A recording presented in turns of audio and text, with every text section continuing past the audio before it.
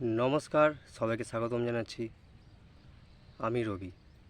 আজকে যে বিষয়টা নিয়ে কথা বলবো সেটা হচ্ছে বাচ্চাকে নিয়ে, সন্তানকে নিয়ে, সন্তানদের জন্ম দেওয়াকে নিয়ে সমাজ, পরিবেশ, পৃথিবী, বাবা মা, এমনকি যে বাচ্চা জন্ম নিচ্ছে তার ক্ষেত্রে কেন অন্যায় করা হয় যদি কোনো এক্সট্রা সন্তান জন্ম নেয়। তো চলুন শুরু করা যাক। তো দেখুন, বিষয়টা হচ্ছে আমার আপনাদের কাছে অনুরোধও বলতে পারেন যে আপনারা বাচ্চার জন্ম দেবেন না। খুব প্রয়োজন হলে একটা, এর বেশি নয়। যাদের প্রচুর টাকা আছে, যারা ফাইন্যান্সিয়ালি ফ্রি, যারা ফাইন্যান্সিয়ালি তারা তো জন্ম দিচ্ছেই, কিন্তু যাদের কাছে টাকা নেই, গরিব, বেকার, সেই বাচ্চাকে সঠিক নিউট্রিশন, তাদেরকে ভালোভাবে তৈরি করা, তাদের এডুকেশন, তাদের ট্রাভেল, তাদের কগনিটিভ যে স্কিলস, তাদের যে ওপেন মাইন্ড হওয়া, তাদের যে লার্নিং ক্যাপাবিলিটি, সব কিছু তারা মেনটেন করতে পারে না। কিন্তু তারা অত্যাধিক পরিমাণে বাচ্চার জন্ম দেয়, কিন্তু তারা এফোর্ড করতে পারে না। কেন? বাচ্চার জন্ম হলে সমাজের ক্ষেত্রে, পরিবেশের ক্ষেত্রে, বাবা মার ক্ষেত্রে এবং এমনকি সেই বাচ্চার ক্ষেত্রে অত্যাচার হয়ে দাঁড়ায়। আমি এখানে সমাজকে বাদ দিলাম, এখানে পৃথিবীকে বাদ দিলাম, পরিবেশকে বাদ দিলাম। এখানে আমি বাবা মার পক্ষে বা বাবা মার বিষয়ে কথা বলবো। বাচ্চা বিষয় বলছি না, বাচ্চা বিষয়ে অন্য কোনো ভিডিওতে বলবো। তবে পার্টিকুলারলি স্পেসিফিক বাবা মার প্রতি যে আমার থট, যে থিঙ্কিং, সেটা শেয়ার করব।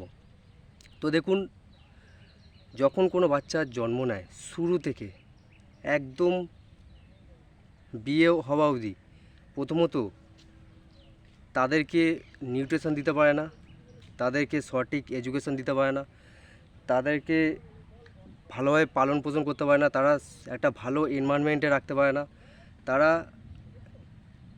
সেইভাবে তাদেরকে কেয়ার করতে পারে না। সেই কেয়ারটা না পাওয়ার বদলে, এটা তো বাচ্চার পার্সপেক্টিভ থেকে হয়ে গেল, আমি বাবা মার পার্সপেক্টিভ থেকে কথা বলছি।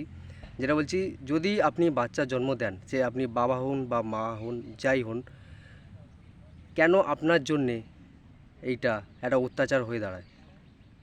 প্রথমত পুরুষদের ক্ষেত্রে বলি, যখন কোনো বাচ্চা জন্ম নেয়, সেই বাচ্চার শুরু থেকে তার জন্যে ফুড আনা, তার জন্যে ডায়পার আনা, ঘরের যে নিত্য প্রয়োজনীয়, তার জন্য সকালবেলা বেরিয়ে রাত্রিবেলা ঢোকা, তারপর বইয়ের কিছু শোনা, বাচ্চার যে বাচ্চাকে ডায়পার চেঞ্জ করানো, বাচ্চার প্রতি যে কেয়ার হওয়া, সেই অফিসের বসের জুতো শোনার পর, জুতো পেটানোর পর,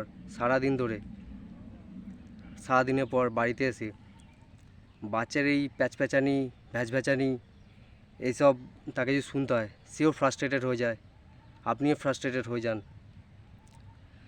এবার মায়ের পার্সপেক্টিভ থেকে যদি বলি, যে সারাক্ষণ ধরে বাচ্চা পিছনে পড়ে থাকা, তার তার যে মেন্টাল স্পেস, তার যে মেন্টাল শান্তি, সেটা বজায় থাকে না, তার এক্সট্রা ডিউটি হয়ে যায়। প্রথমত তাকে জন্ম দিয়ে ভুল করেছে, দ্বিতীয়ত তাকে সঠিক পালন পোষণ না করাতে, তাকে সঠিক শিক্ষা না দেওয়াতে, তাকে সঠিক খাবার, ফুড, নিউট্রিশন না দেওয়াতে সে বাচ্চাকে একটা অপুষ্টিকর জীবন দিতে চলেছে।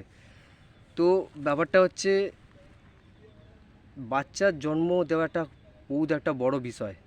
সেটা যারা অ্যাকচুয়ালি বোঝে, যারা অ্যাকচুয়ালি র্যাশনাল মাইন্ডের হয়, যারা অ্যাকচুয়ালি সব কিছু, যারা দুনিয়া দেখে, ট্রাভেল করেছে, যারা দুনিয়াকে ভালোভাবে দেখেছে, দুনিয়াকে ভালোভাবে এক্সপোজার পেয়েছে, তারা সহজে বাচ্চা জন্ম দেবে না।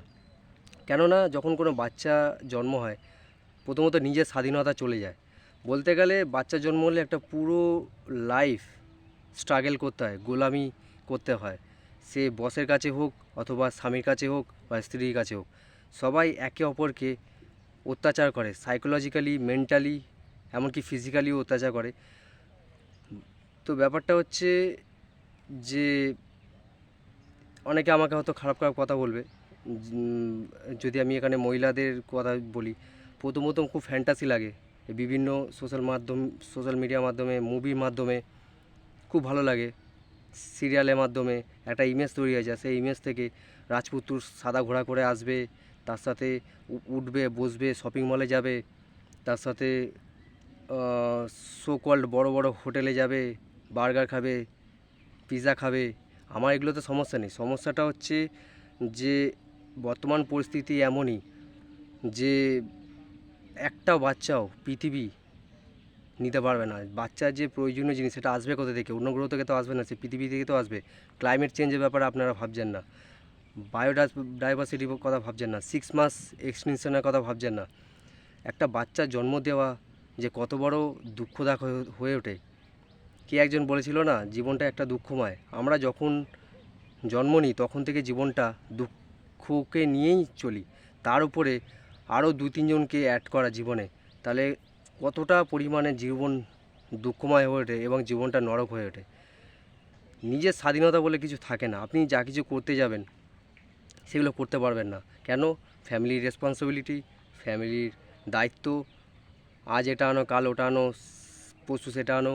সকালবেলায় বসের ঝাড় শুনতে হচ্ছে, বিকালবেলা বাড়ি ফেরার সময় বউ ফোন করছে, ডাইপার আনতে হবে, রসুন ফুরিয়ে গেছে, পেঁয়াজ ফুরিয়ে গেছে, আলু ফুরিয়ে গেছে, এটা আনো সেটা আনো, গরম মশলা আনো, জিরে আনো, এসবই ক্যাচাল চলতে থাকে। ইচ্ছা না থাকলেও আমরা ফ্রাস্ট্রেটেড হয়ে থাকি, কিন্তু তাও কিছু করতে পারি না। কেন? ওই যে সমাজের ট্র্যাপে, সমাজের জালে মধ্যে পড়ে গেছে বিয়ে করে। আমি বিয়েটার বিরুদ্ধে নই, ব্যাপারটা হচ্ছে আমি টক্সিক রিলেশনশিপ, গোলামির বিরুদ্ধে। তো যতটা পারবেন গোলামিকে কম করার চেষ্টা করুন।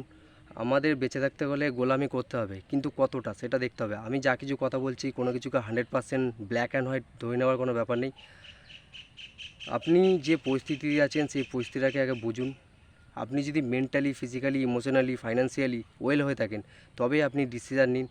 যদি আপনি মনে করেন আপনার বাচ্চাকে যদি জন্ম দেওয়ার প্ল্যান করে থাকেন, তাহলে ওর ফিউচারটা কীরকম হবে সেটা বিষয়ে ভাবনা চিন্তা করুন। ওর ফিউচারটা কি একটা নরকের দিকে যাবে, নাকি একটা সুন্দর জীবন পাবে? আপনি নিশ্চয়ই যাবেন না আপনার বাচ্চার ক্ষতি হোক। আপনি, আর সবথেকে বড় কথা, অনেক মানুষ এটাকে জানেই না যে সমাজের একটা ট্র্যাপ, সমাজে একটা জাল, সমাজে একটা কন্ডিশনিং রয়েছে। প্রথমত বিয়ে, বিয়ে হয়ে গেলে বাচ্চা, বাচ্চা আর সবথেকে বড় কথা, ভারতবর্ষে আইন ব্যবস্থা এমনই, একবার এর মধ্যে ঢুকে গেলে সহজে বেরিয়ে আসা যায় না। আপনার আশেপাশে অনেক এক্সাম্পল আছে, ইন্টারনেটে ডেটা অ্যাভেলেবেল আছে, গিয়ে একবার চেক করুন। কতটা গোলামির মধ্যে থাকলে মানুষ এতটা পরিমাণে অশান্তির মধ্যে থাকে। এর জন্যে বিভিন্ন রকম তারা পদক্ষেপ নেয়, যে পদক্ষেপটা আমি ভিডিওর মাধ্যমে বলতে পারছি না। আপনারা হয়তো বুঝতে পারছেন যে তাদের মধ্যে যে ইচ্ছাটা, সেই ইচ্ছাটা পুরো বলতে গেলে মরে যায়। ব্যাপারটা হচ্ছে, আপনি ভাবুন না, আপনি যদি ট্রাভেল করেন, যদি বিভিন্ন জায়গায় যান, আপনার মাইন্ড কতটা ওপেন হয়, আর তার সঙ্গে আপনার নিজের যে থিঙ্কিং ক্যাপাবিলিটি কতটা, বিভিন্ন মানুষের সাথে মেলামেশা, তাদের থিঙ্কিং, তাদের চিন্তা, বিভিন্ন পরিবেশ, বিভিন্ন কালচারের সাথে ইন্টারাক্ট করা, রোজ নতুনত্ব কিছু শেখা। সবথেকে বড় কথা, ট্রাভেল করলে কি আমাদের লাইফটা, আমরা অনেক কিছু শিখতে পারি, অনেক কিছু জানতে পারি, যে ফাস্ট ফরওয়ার্ড হয়ে যায় আর কি। আমরা ফ্রিকোয়েন্সিতে অনেক শিখতে থাকি। তো যাই হোক, এটা অন্য টপিকে বেরিয়ে যাচ্ছিলো। আমি একটাই কথা বলবো, বাবা মার ক্ষেত্রে, আপনারা যদি বাচ্চার জন্ম দেন, এটা আপনাদের ক্ষেত্রেই প্রবলেমেটিক ব্যাপার। আপনাদের নিজেরাই জানছেন না যে আপনারা নিজেরাই নিজেদের ক্ষতি করছেন, নিজেদের স্বাধীনতাকে হারাচ্ছেন, নিজেরা আরও গোলামির দিকে এগিয়ে যাচ্ছেন। নিজেদের যে করার ইচ্ছা, যা কিছু ভালো লাগা করার ইচ্ছা, সেটা আপনারা হারিয়ে ফেলছেন বা হারিয়ে ফেলবেন। এখনও যারা করেননি তারা হয়তো ফিউচারে প্ল্যান করছেন। খুব বেশি হলে করতে পারেন, একটা করতে পারেন, কিন্তু খুব ভেবেচিন্তে করবেন। তাকে সঠিক পরিবেশ দেওয়া, যাতে টক্সিক কোনো পরিবেশে না থাকে, তার যেন ব্রিগিংটা যাতে ভালো হয়, সে যেন সঠিক নিউট্রিশনটা পায়, সে যেন সঠিক এডুকেশানটা পায়, সে যাতে ওয়ার্ল্ডের সম্পর্কে একটা এক্সপোজার পায়।